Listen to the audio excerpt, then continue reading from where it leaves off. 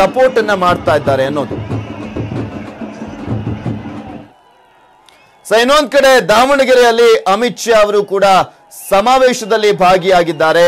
ಇಲ್ಲಿ ದಾವಣಗೆರೆಯ ಅಭ್ಯರ್ಥಿ, ಬಿಜೆಪಿಯ ಅಭ್ಯರ್ಥಿ ಆಗಿರುವಂತಹ GM ಸಿದ್ದೇಶ್ವರ್ ಅವರ ಪರವಾಗಿ ಪ್ರಚಾರವನ್ನ ಮಾಡಲಿಕ್ಕೋಸ್ಕರ ದಾವಣಗೆರೆಗೆ ಆಗಮಿಸಿದ್ದಾರೆ ಬಿಜೆಪಿಯ ರಾಷ್ಟ್ರೀಯ ಅಧ್ಯಕ್ಷರಾಗಿರುವಂತಹ ಅಮಿತ್ ಶಾ ಅವರು. ಅಲ್ಲಿ ಭಾಷಣವನ್ನ ಕೂಡ ಮಾಡ್ತಾ ಇದ್ದಾರೆ.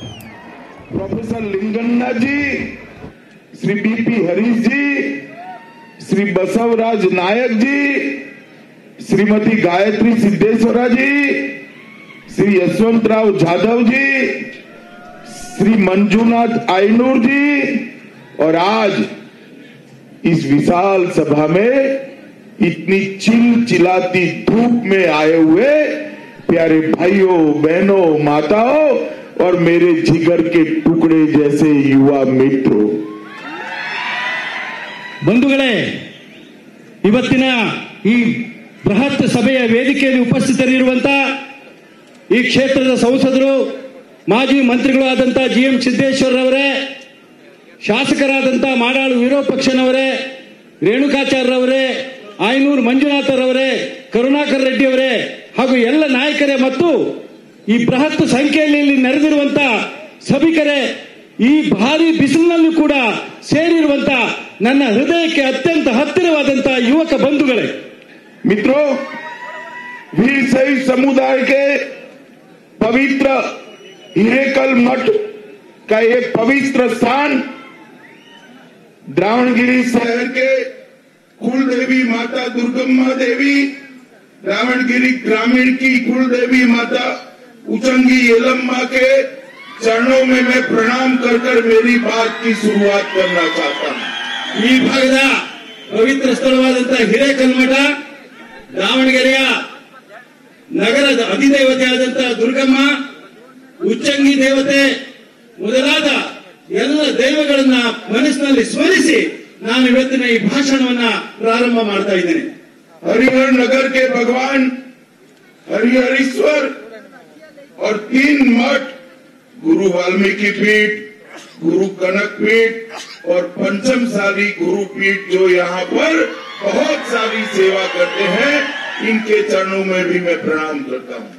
ಹರಿಹರದ ದೇವತೆಯಾದ ಹರಿಹರೇಶ್ವರ ಮತ್ತು 3 ಪೀಠಗಳಾದಂತಹ ವಾಲ್ಮೀಕಿ ಪೀಠ, ಕನಕ ಪೀಠ ಮತ್ತು ಪಂಚಮಸಾಲಿ ಪೀಠಕ್ಕೂ ಕೂಡ ನಾನು ನನ್ನ ಪ್ರಣಾಮಗಳನ್ನು ಸಲ್ಲಿಸಿ ನನ್ನ ಮಾತನ್ನು ಪ್ರಾರಂಭಿಸ್ತಾ ಇದ್ದೇನೆ. ಬಂಧುಗಳೇ, मित्रों, विगत 4 महीनों से मैं पूरे देश में घूम रहा हूँ. आज 244वीं कॉन्स्टिट्यूंसी है.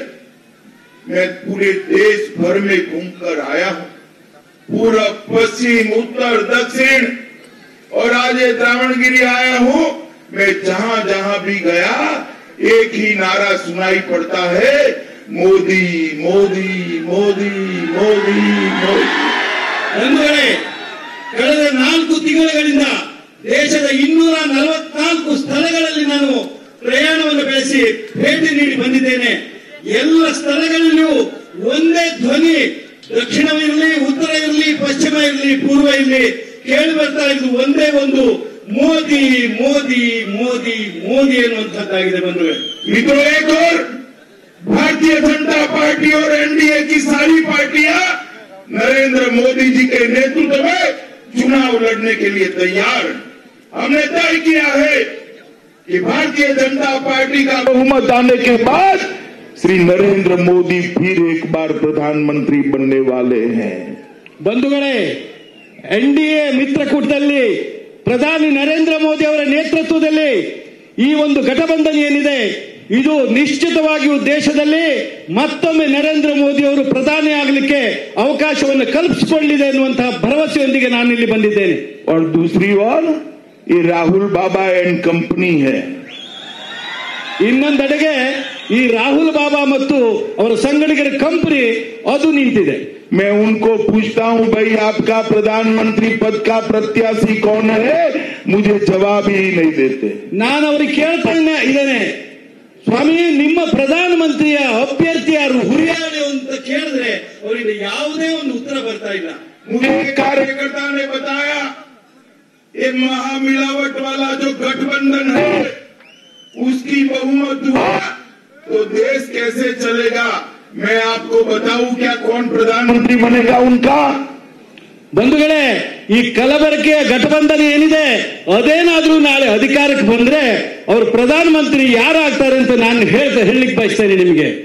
देखो, उन्होंने कहा है कि अगर गठबंधन की सरकार आई तो सोमवार को मायावती प्रधानमंत्री बनेगी, मंगलवार को अखिलेश यादव बनेंगे, बुधवार को देवगौड़ा जी बनेंगे, गुरुवार को चंद्रबाबू नायडू बनेंगे, शुक्रवार को शरद पवार बनेंगे, शनिवार को बहन मायावती ममता दीदी बनेगी और रविवार को वो देश छुट्टी पर चला जाएगा.